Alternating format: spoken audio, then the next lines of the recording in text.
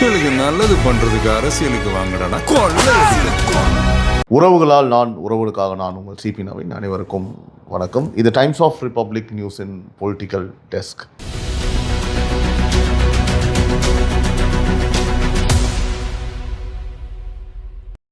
உறவுகளே, இந்த வீடியோ ஆரம்பிக்கிறதுக்கு முன்னாடி ஒரு விஷயத்தை உங்கள்கிட்ட நான் பகிரணும்னு விரும்புகிறேன்.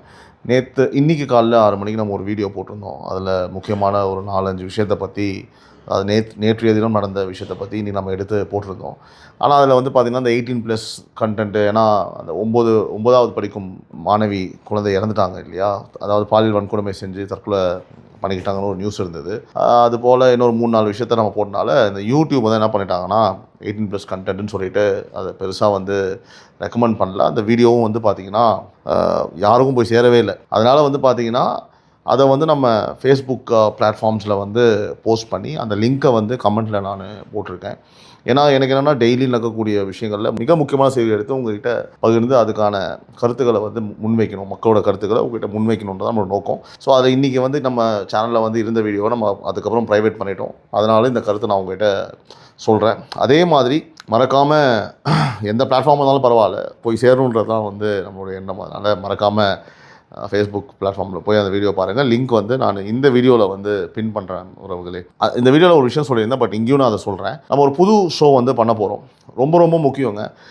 வியூஸ்க்காகவும் நல்லா போகணும், என்கேஜ்மெண்ட்டாக இருக்கணும், ஜாலியாக சிரித்து ஃபன் பண்ணணும், கலாய்க்கணும், அந்த மாதிரின்றலாம் ஒரு நோக்கத்தோடு நம்ம இப்போ ஆரம்பிக்க போகிற ஷோ நம்ம வந்து பார்த்திங்க அப்படின்னா பிளான் பண்ணலை.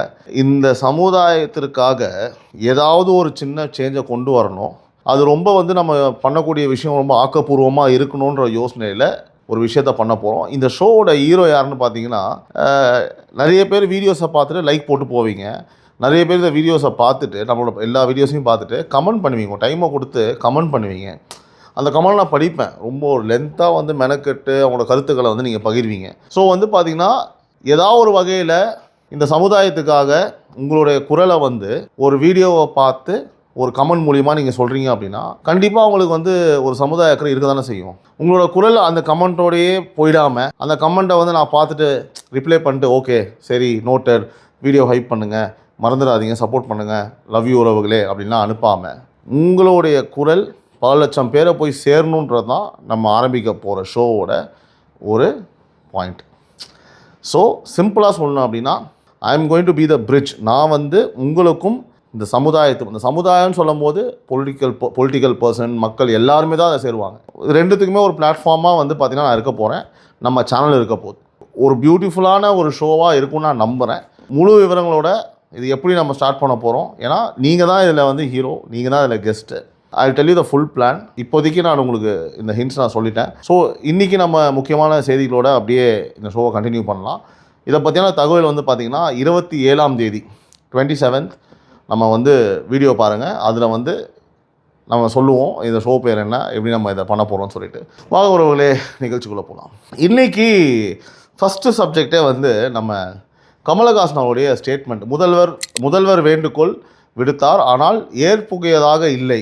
உதயசூரியன் சின்னத்தில் போட்டியிட வேண்டும் என்று முதல்வரின் பரிந்துரை மக்கள் நீதி மையத்தின் உறுப்பினர்களுக்கும் எனக்கும் ஏற்புடையதாக இல்லை. அவர்களது தரப்பில் அதற்கான நியாயம் இருக்கிறது, ஆனால் நெருக்கடியான சூழலில் என்னோட பங்கு எங்க என்று கேட்பது நல்ல சகோதரனின் அடையாளமாக இருக்க முடியாது.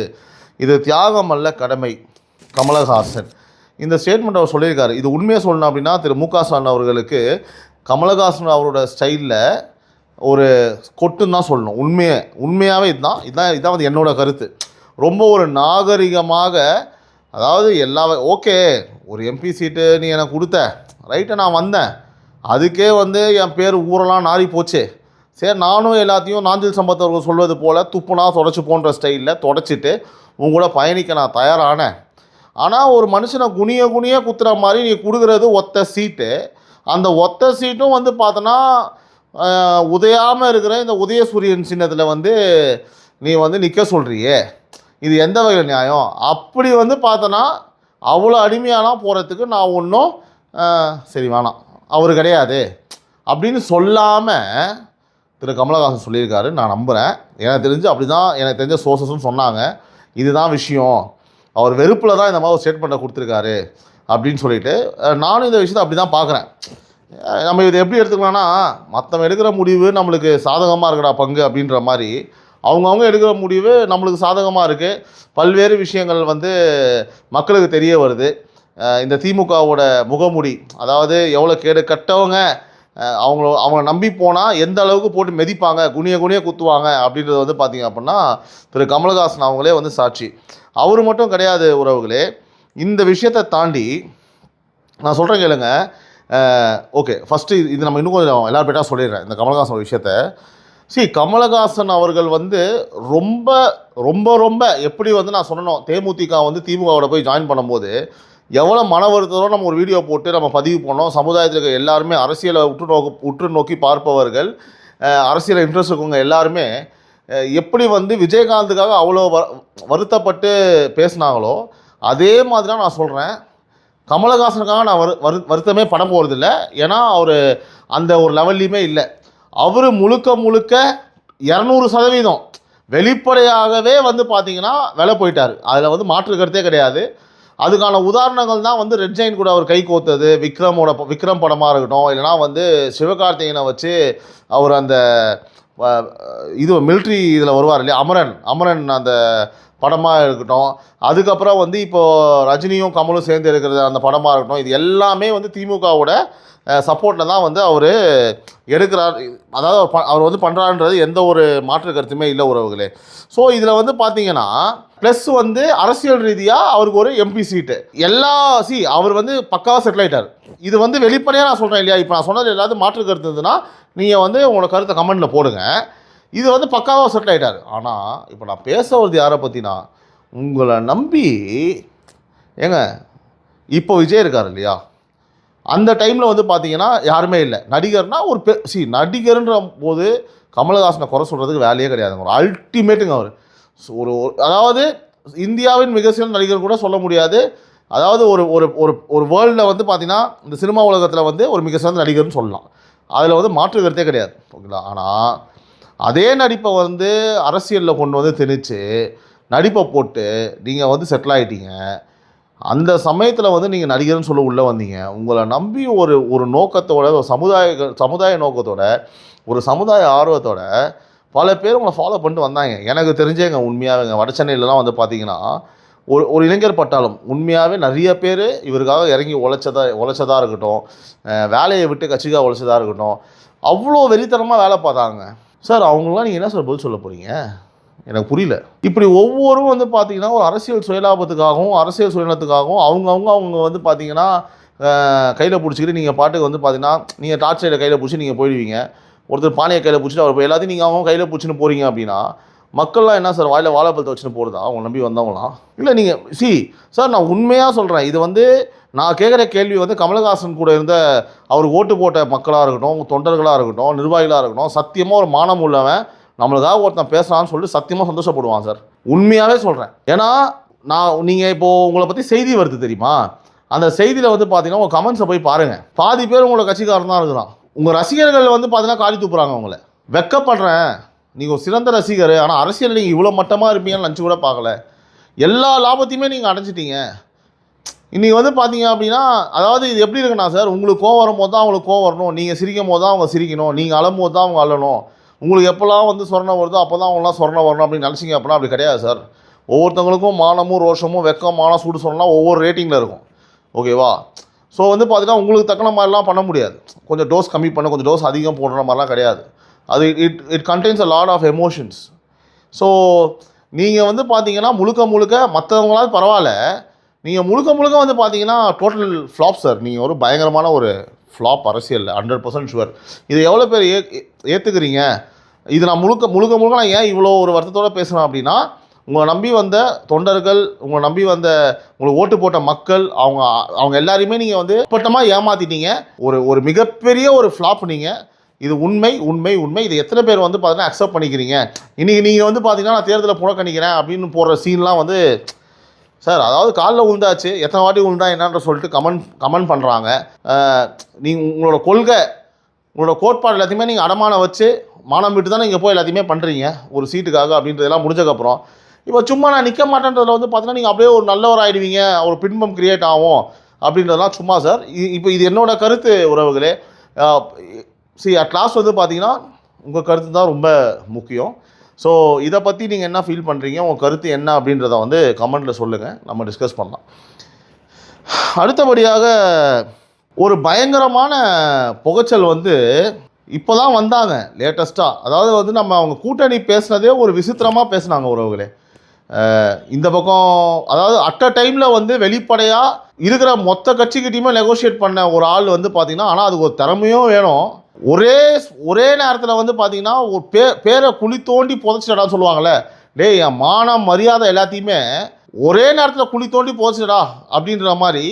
அடுத்து இது செகண்ட் நம்ம தேமுதிக இப்போது வந்து பார்த்துட்ருக்க அந்த கட்சியோட பொதுச்செயலாளர் திருமதி அன்னியார் அவர்கள், பிரேமலதா அன்னியார் அவர்கள் இப்போ வந்து பார்த்திங்கன்னா அவங்க என்ன பண்ணுறாங்க, அட் அ டைமில் வந்து திமுககிட்டையும் டீலு, அதிமுககிட்டையும் டீலு, விட்டா பிஜேபிக்கிட்டையும் டீலு, எல்லார்ட்டையுமே டீல் பேசுகிறாங்க. எல்லாருமே வெட்ட வெளிச்சமாக தெரியுது. ஆனால் வந்து பார்த்திங்கன்னா கடைசியில் வந்து சூப்பராக டிஎம்கே வந்து கூப்பிட்டு அடைக்கலம் கொடுத்துட்றாங்க. ஆனால் இதில் பார்த்தீங்கன்னா இப்போ தான் தெரியுது ஏன் வந்து பார்த்திங்கன்னா டிஎம்கே கிட்ட வந்து தேமுதிக திரும்ப அவங்க கட்சியை பாவங்க. உண்மையாக சொல்கிறேன், இந்த சமூகத்தினால கொண்டாடப்பட்ட ஒரு தலைவருங்க. அவர் மேலே ஒரு மிகுந்த மரியாதை இருக்குது. அவர் வந்து பார்த்தீங்கன்னா அவர் வந்து நான் ஒரு தெய்வமாக தான் பார்க்குறேன். உண்மையாக சொல்கிறேன். ஒருத்தங்க சொல்லுவாங்க இல்லையா, அவங்க இருக்கும்போது தெரியாது, ஒருத்தங்க இறந்தக்கப்புறம் தான் தெரியும் அவங்களோட மதிப்பு என்னன்னு சொல்லிட்டு. அதை நான் அவருடைய இறப்பில் பார்த்தேன். அவர் மேலே ஒரு மிகுந்த மரியாதை இருக்குது. ஆனால் என்னை மன்னிச்சிடுங்க, பார்த்துட்டு இருப்பார் மேலேருந்து நான் நம்புகிறேன். அதாவது கஷ்டமாக தான் இருக்குது, இருந்தாலும் உண்மையை சொல்லி தான் ஆகணும். அவரோட பேர், அவர் சம்பாதிச்சு வச்சிருந்த எல்லாத்தையுமே நீங்கள் அடமானம் வச்சு திரும்பவும் உங்கள் சுயலாபத்துக்காக, உங்களுடைய பிள்ளையின் சுயலாபத்துக்காக, அவருக்கு இதில் விருப்பமாக கூட எனக்கு தெரியல, உங்களுடைய தம்பியோட சுயலாபத்துக்காக அப்படியே வந்து யாரெல்லாம் திமுக கூட போகிறாங்களோ அந்த திமுகவோட மைண்ட் செட் உங்களுக்கும் வந்துச்சு பாருங்கள். நீங்கள் உங்கள் குடும்பம் அப்படின்ற மாதிரி ஒரு மைண்ட் செட்டுக்கு வந்துட்டீங்க. கட்சியை அடமானம் வைக்கிறீங்க. இப்போ தான் தெரியுது ஏன் வந்து நீங்கள் ஒத்துக்கிட்டீங்கன்னு சொல்லிட்டு. யாருக்கும் இல்லாத அளவுக்கு ஒரு மரியாதை உங்களை கொடுத்து 10 சீட் அப்படி கொடுத்துருக்காங்கன்னா அதுக்கு காரணம் வந்து ஒரு விஷயந்தான். நான் இப்போ சொல்ல போகிற பேரை நீங்கள் ஏற்றுக்க மாட்டீங்களா, நம்ப மாட்டீங்களோ, ஆனால் உண்மை இதுதான். திரு விஜய் அவர்கள். ஆமாங்க, நான் ஏன் இதை சொல்கிறேன் அப்படின்னா, டிவிகே கிட்டே வந்து நான் பேசுகிறேன், நான் பேச போகிறேன், நான் போகிறேன் அப்படின்ற பேச்சு வந்து வந்தனால தான் ஃபஸ்ட்டு பாயிண்ட்டு உங்களை வந்து இங்கே கூப்பிட்டு ரொம்ப அதாவது எப்படியாவது உங்களை வந்து வாங்கி ஆகணும், உங்களை வந்து உள்ளே கொண்டு வரணுன்ற ஒரு மைண்ட் செட்டுக்கு திமுக வராங்க. அதனால தான் நெகோசியேஷன் வந்து இந்த அளவுக்கு நடந்திருக்குன்றது சத்தியமான உண்மை. நான் ஏன் சொல்கிறேன், I have very logical points. Already வந்து சோஷியல் மீடியாவில் விஜயகாந்தா அதாவது ஆல்ரெடி வந்து பார்த்தீங்கன்னா சோஷியல் மீடியாவில் விஜயகாந்தை இழந்துட்டோம், விஜய் இழக்க வேணாம், ஓகேவா, நம்ம வந்து ட்ரோல் பண்ணியே ஒரு மனுஷனை சாவடிச்சிட்டோம், அதுக்கப்புறம் நம்ம ஃபீல் பண்ணோம், அந்த மாதிரி நீங்கள் விஜய் பண்ணுறீங்க பார்த்துக்கோங்க அப்படின்னு ஆல்ரெடி விஜய் அப்படின்ற ஒரு டாக் வந்து சோஷியல் மீடியாவில் செம்மையாக போயிட்டு இருக்குது. அது எல்லாமே வைரலும் ஆகுது, அது எமோஷனலாக வந்து பொதுமக்கள் கிட்ட கனெக்டும் ஆகுது. அப்போ கனெக்ட் ஆகும்போது அது ஓட்டாக வந்து ஆட்டோமேட்டிக்காக மாறும். அந்த மாதிரி ஒரு விஷயத்தை வந்து ஆல்ரெடி வந்து சோஷியல் மீடியாவில் கிரியேட் பண்ணிட்டாங்க. விர்ச்சுவல் வாரியர்ஸாக இருக்கட்டும், இல்லை காமன் பப்ளிக்காக இருக்கட்டும், they started enjoying those comment, they started like ஒரு எமோஷனாக கனெக்ட் ஆக ஆரம்பிச்சிட்டாங்க. Point number 1. Point number 2, Vijayakanth அவர்களை பொறுத்தளவுக்கு அவர் பல கோடி மக்களுக்கு ஒரு தெய்வமாக விளங்கக்கூடியவர், குறையே சொல்ல முடியாது. எங்கேயுமே வந்து ஒரு விட்டு கொடுக்காத, பதவிகளாம் எனக்கு ரெண்டாவது, எனக்கு சுயமரியாதை, சுய லாபம், சுய கௌரவம் தான் முக்கியம் அப்படின்னு நினைக்கக்கூடிய தலைவர். அவங்களுக்கு இப்படி ஒரு என்ன சொல்கிறது, ஓகே, இப்படிப்பட்டவங்களும் அவர் கூட இருந்திருக்காங்க, வருத்தம் தான். ஸோ அப்படி இருக்கும்போது அவரோட பேர் வந்து அவர் இல்லைனாலும் நிற்கிது. ஸோ அவர் பேருக்கு ஒரு ஓட் பேங்க் நிச்சயமாக இருக்குது இல்லையா. ஸோ அது ஒரு முக்கியமான 2வது பாயிண்ட். ஏற்கனவே வந்து பார்த்தீங்கன்னா டிவிக்கு என்ன நரேட்டிவ்லாம் செட் பண்ணுறாங்களோ அதை உடைக்கிறதுக்கு என்ன வழின்றது தான் ஃபுல் டைமாக யோசிச்சுட்டு இருக்கு திமுக. கரெக்டாக? அப்படி இருக்கும்போது தேவையில்லாமல் இவங்களையும் நம்ம விட்டுட்டா பெரிய பிரச்சனையாயிடும் அப்படின்னு சொல்லிட்டு என்ன நடந்தாலும் பரவாயில்ல, நம்ம கூட இருக்கிற அடிமைகள் காங்கிரஸ், விசிக, மக்கள் நீதி மேலே லிஸ்டே கிடையாது, இது 2 தான் மெயின், சரியா? மீது எல்லாம் இவங்க 2 பேர் தான் ஓரளவுக்கு நம்ம, அதாவது மற்றவங்கலாம் வந்து என்ன அவ்வளோதான் அப்படின்னு சொல்கிறாங்கன்னா, இப்போ இவங்ககிட்ட வந்து பார்த்தோன்னா இன்னொரு 4 வார்த்தை என்ன அவ்வளோதான், கொஞ்சம் பார்த்து பண்ணு, அவ்வளோதான், இதான் மரியாதை அவங்ககிட்ட. அப்படி செகண்ட் லெவலில், ஃபஸ்ட் லெவலில் இருக்கக்கூடிய காங்கிரஸ் இப்போ அடுத்து விசிகா அப்படின்னா என்ன அவ்வளோதான், இதுதான் என்ன இப்போது அதை பண்ணு அப்படின்னு பேசுவாங்க. அடுத்த கட்டம்லாம் சும்மா பார்த்து என்ன ஒன்றும் இல்லைங்கன்னு வாங்கி போடுவாங்க சீட்டை. இவ்வளோ இந்த லெவலில் தான் வச்சுருக்காங்க. உண்மை இதுதான் சரி. ஏன்னா வரக்கூடிய செய்திகளை நீங்கள் பார்த்தாலே தெரியும் இல்லையா? ஸோ அப்படி இருக்கும்போது 10 சீட்டு இந்த கட்சி கொடுத்ததுக்கான காரணம் இதுதான் உறவுகளே. இப்போ இதை ஏன் நான் பேசுகிறேன் அப்படின்னா, பயங்கரமாக உள்ளுக்குள்ளே எல்லாருக்கும் மிகப்பெரிய வருத்தம் இருக்குது. திருமாவளவன் அவர்களையும் சேர்த்து தான் நான் சொல்கிறேன் சரியா? இப்போது அதை புலம்பலை வைகோ அவர்களும் சார்ந்தவங்களும் பேச ஆரம்பிச்சிட்டாங்க. நம்ம தேர்தலை புறக்கணிக்கலாம். ஆல்ரெடி நான் கமல் மேட்டரை சொல்லியிருந்தேன்.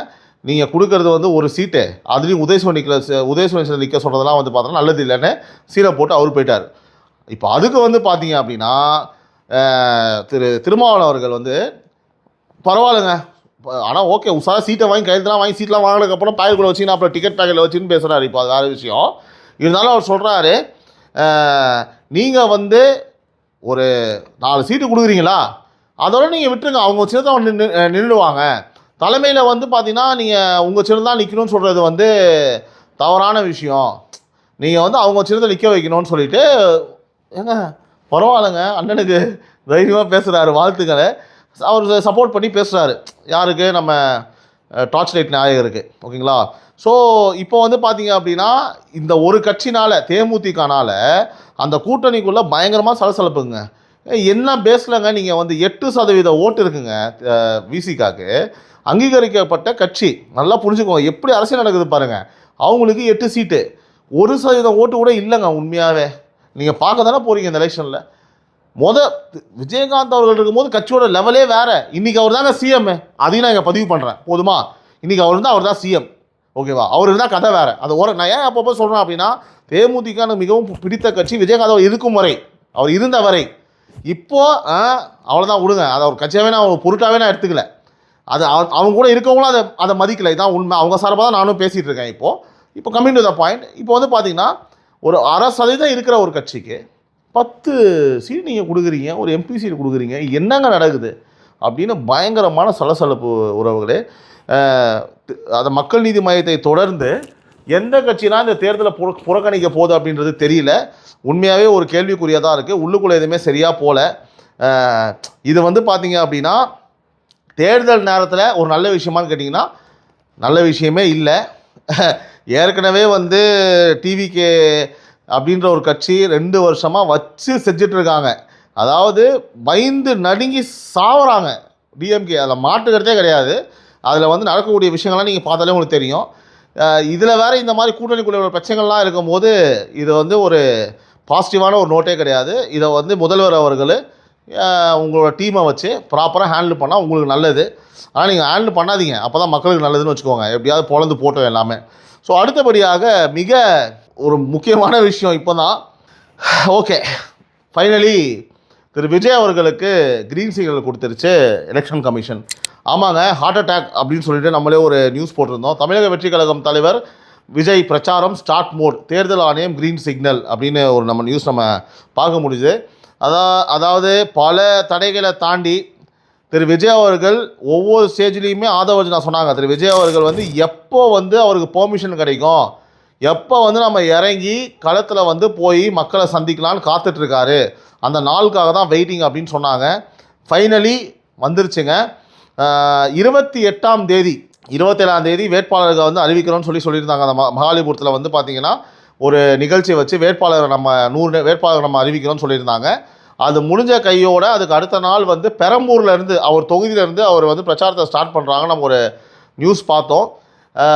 உண்மையாக சொல்கிறேன் உறவுகளே, வாரம் வாரம் விஜய் அவர்கள் மக்களை சந்திக்கும் போது ஏற்பட்ட அதிர்வு எல்லாருக்குமே தெரியும், மறுக்கவே முடியாதுங்க. மொத்த சேனலும் அவர் 2 நாள் பேசிட்டு போவார். அடுத்த ஒரு வாரத்துக்கு அதுதான் டாப்பிக்காக இருக்கும்.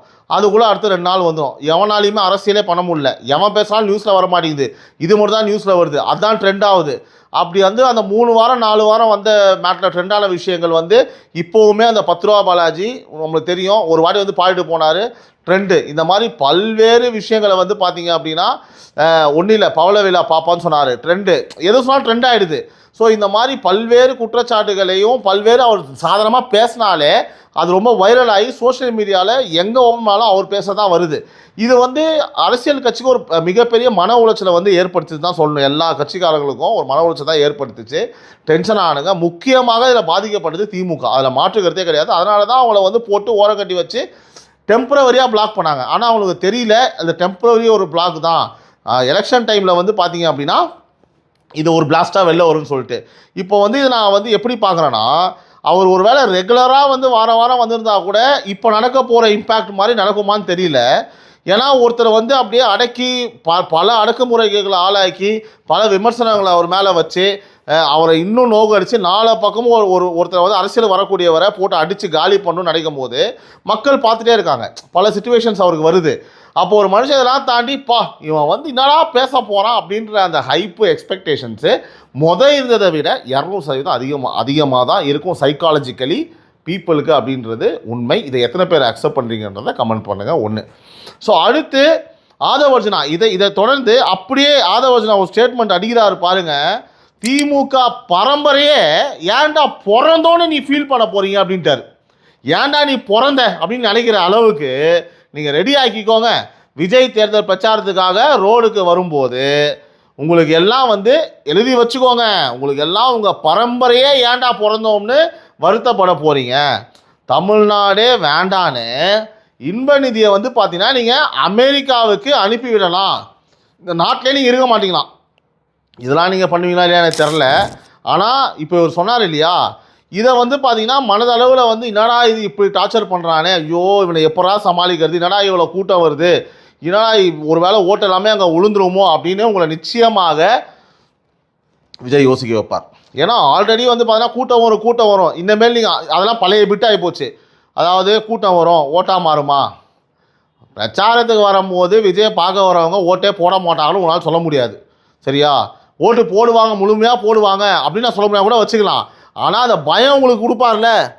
இப்போ நீ பேச வர எந்த கட்சியோ ஒருத்தங்க பேச வர, திமுககாரன் பேச வரீங்க, ஒரு 5000 பேர் வராங்க, ஓகேங்களா? ரைட்டு. இவர் பேச வராப்புல ஒரு 50,000 பேர் வராங்கன்னு வச்சுக்கோங்க. அதை பார்த்து நீங்கள் ஜாலி ஜாலி ஜாலி ஜாலின்னு சிரிப்பியா? சிரிக்க மாட்டல, வைத்தறிச்சல் படுவல, காண்டாவல, ஓட்டா மாறுமோ மாறிடுமோன்ற பயம் இருக்க தானே செய்யும். அது வெளிப்படையாக சொல்ல முடியாது. சொன்னால் உனக்கு அசிங்கம். ஸோ நாங்கள் அதாவது மற்றவங்க எதிர்பார்க்கவும் முடியாது. நீ ஓட்டா மாறுன்னு சொல்லு, அது எப்படி சொல்லுவேன்னு கூட சண்டைலாம் போட முடியாது. ஆனால் ப்ராக்டிக்கலாக சைக்காலஜிக்கலாக ஒரு 50,000 பேர் வந்தாங்கன்னா அதில் எல்லாருமே ஓட்டு போட மாட்டான்னு சொல்லலாம். ஆனால் முக்கால்வாசி பேர் ஓட்டு போட தான் செய்வான். ஓகேவா? அதுதான் ஒரு பேசிக் அண்டர்ஸ்டாண்டிங். ஓகேவா? ஸோ அப்படி இருக்கும்போது வந்து பார்த்தா அப்படின்னா வெகு நாளாக நீங்கள் வெயிட் பண்ணிட்டு இருந்த, ஓகேவா, அந்த ரோட் ஷோ ஸ்டார்ட் ஆக போகுது. உண்மையாகவே சொல்கிறாங்க, இந்த எலெக்ஷனில் ஒரு திருவிழாவாக தான் இருக்க போகுது. ஏன்னா கொண்டாட போகிறாங்க மக்கள். எப்போ விஜய் வருவார்? நான் இதை ஏன் சொல்கிறேன்னா, நான் இதை ஆனஸ்ட்டாக சொல்கிறேன். பாஜகவில் வந்து திரு அண்ணாமலை அவர்கள் கேம்பெயினிங் பண்ணும்போது அந்த ஒரு ஃபயர் மோடு இருந்ததுங்க. எப்போ அண்ணாமலை வருவார்னு சொல்லிட்டு அது ஒரு புது ஒரு ஹைப்பு. இந்த இளைஞர்கள் கூட்டம் இருந்தது இல்லையா அந்த சமயத்தில். போன எலெக்ஷன்லாம் வந்து அவர் ஒவ்வொரு ஏரியாவுக்கும் வரும்போது செம்ம ஹைப் இருந்தது, சரியான கூட்டம் இருந்தது. இது உண்மை. ஒவ்வொரு ஏரியாலும் அவரை பார்க்கறதுக்கு அவ்வளோ கூட்டம் இருந்தது. திரு கமலஹாசன் அவர்கள் வரும்போதும் இருந்தது. ஓகேவா? அந்த ஒரு ஹைப் இருந்தது, அந்த ஒரு கூட்டம் இருந்தது. அதே மாதிரி ஓட்டு வாங்கினாருங்க, 5% ஓட்டு வாங்கினாரு. இவர் அண்ணாமலை 11% ஓட்டு கொண்டு வந்தார். கரெக்டாக? இது எல்லாமே கூட்டமும் இருந்தது, ஓட்டாவும் கன்வெர்ட் ஆச்சு. அப்போது விஜயோட மாசுக்கு நினச்சி பாருங்கள். Simple comparison. கமலஹாசன் வந்தார், கூட்டம் வந்தது, ஓட்டும் வந்தது. 5% ஓட்டு வரைக்கும் வாங்கினாரா? அண்ணாமலை வந்தார், நான் என்ன சொன்னேன், ஹைப் இருந்தது, 3% இருந்தது, ஆல்மோஸ்ட் 12% இருந்தது, ஓட்டும் இன்க்ரீஸ் ஆச்சா? So comparatively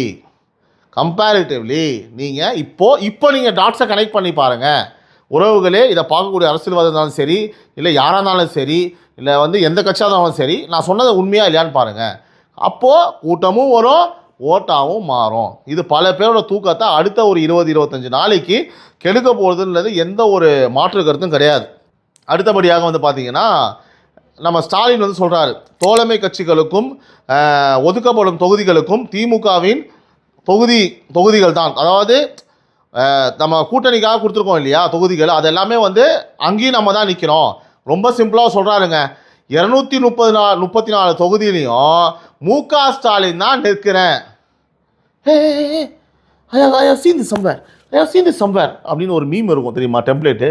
I have seen this somewhere. Hey, I've seen this one. This is a classic. சரியான டெம்ப்ளேட் அது. அந்த மாதிரி இதை நான் எங்கேயோ கேட்டிருக்கேனே, எங்கே கேட்டிருக்கேன். ஸோ எவரு நம்ம விஜய் அவர் சொல்லும் போது, 234 தொகுதி விஜயா, என்னடா இது டேய் என்னடா ஓட்டுறீங்க அப்படின்னு கடைசியில் இதையும் மிச்சம் வைக்காம அடிஸ்டாப்பில் காப்பி 234 தொகுதிகளும் இந்த மு.க. ஸ்டாலின் தான் நிற்கிறேன். மதுரை தெற்கு ஸ்டாலின், மதுரை மேற்கு ஸ்டாலின், சேலம் தெற்கு மேலே ஸ்டாலின், கீழே ஸ்டாலின், சைடில் ஸ்டாலின், லெஃப்டில் ஸ்டாலின், ஓகேவா, ஓரமாக ஸ்டாலின். அதாவது நான் என்ன சொல்கிறேன் அப்படின்னா, அப்படி நினச்சாங்க. நீங்கள் தேவையில்லாமல் ஐயா ஸ்டாலின் ஐயா நீங்கள் தேவையில்லாம தப்பு பண்ணுறீங்க. ஒழுங்காக நீங்கள் அமைதியாக இருந்தாலே அவன் பேரை வச்சுட்டு ஏதாவது ஒரு ஓட்டை வாங்கிட்டு ஏதாவது ஒரு சில இடத்துல ஜெயிச்சுட்டு போவான்.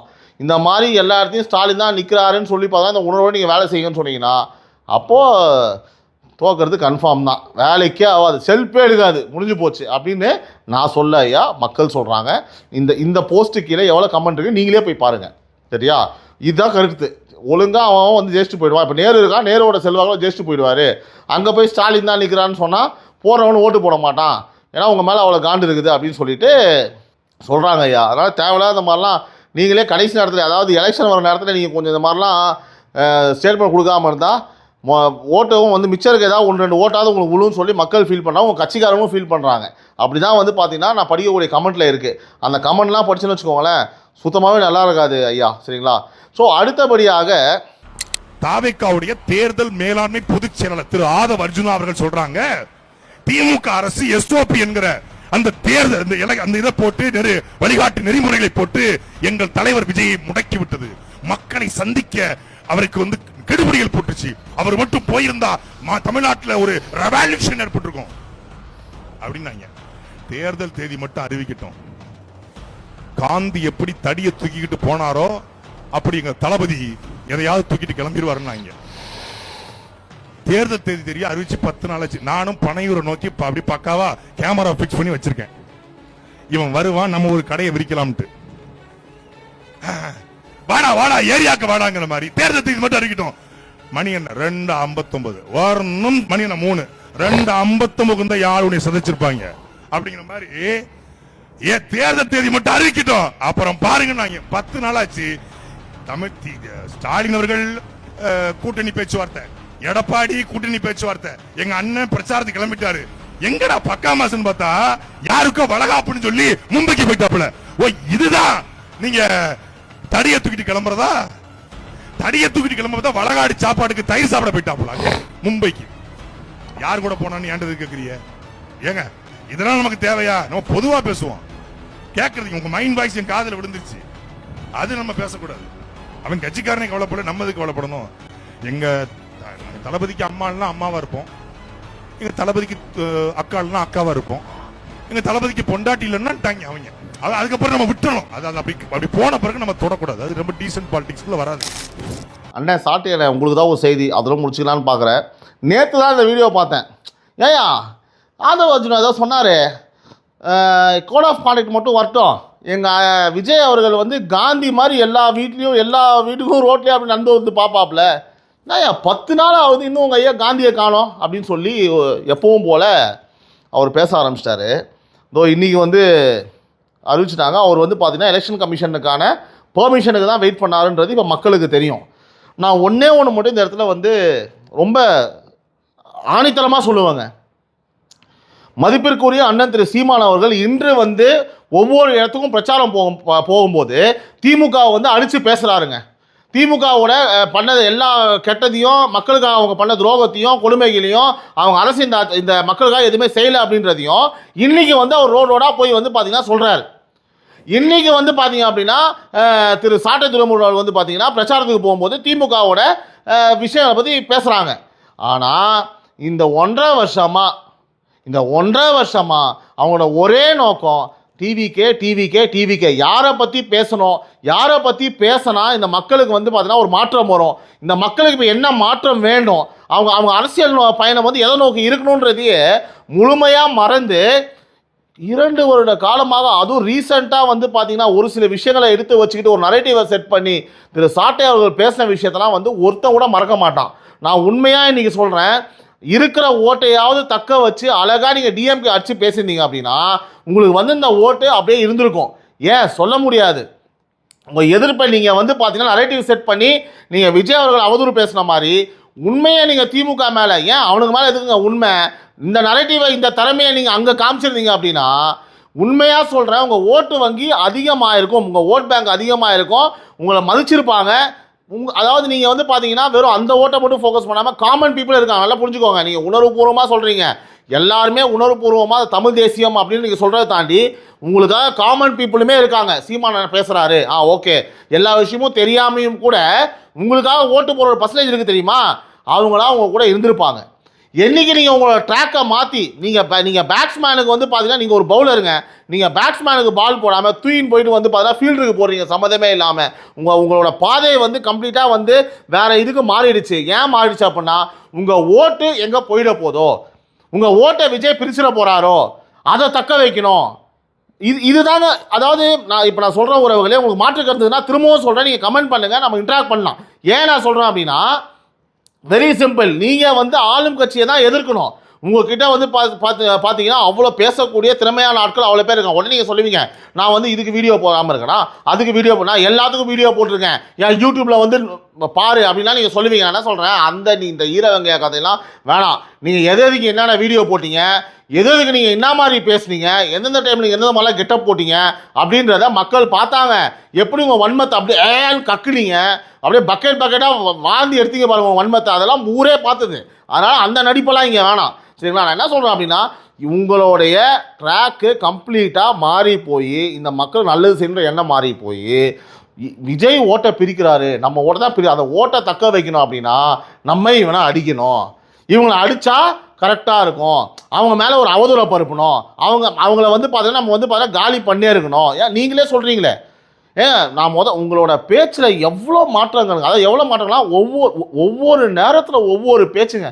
அண்ணன் சீமான் அவர்கள் தான் அப்படி பேசுறாருன்னு பார்த்தா நீங்கள் அதுக்கு மேலே இருக்கிறீங்க. நான் சாட்டை அவர்களை சொல்கிறேன், இப்படியாங்க ஒரு மனுஷன் மாறி மாறி பேசுவான்.